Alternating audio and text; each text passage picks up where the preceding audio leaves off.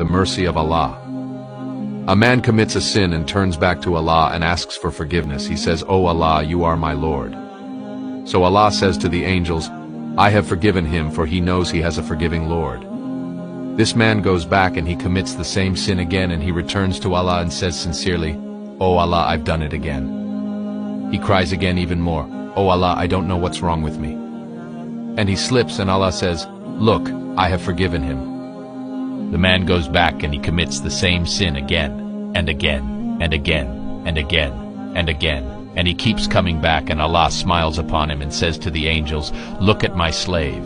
He knows he is a sinner, and he knows he has a Lord, and he knows his Lord is forgiving. All my angels bear witness, I have forgiven him no matter what he does." Remember this. The only true failure, true destruction, true path to Jahannam is when you listen to Satan. When he tells you you are too despicable, you have committed too many sins, don't make dua. When you give in to that, you failed.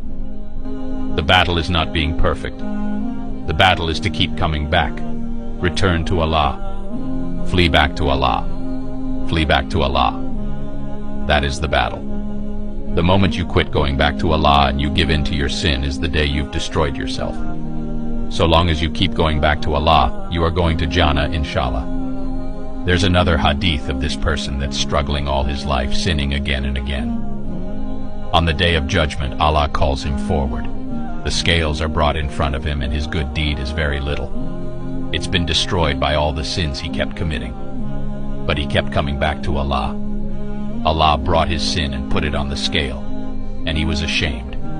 And another sin, and another sin, and another sin, and another sin, and another sin. This continued for so long.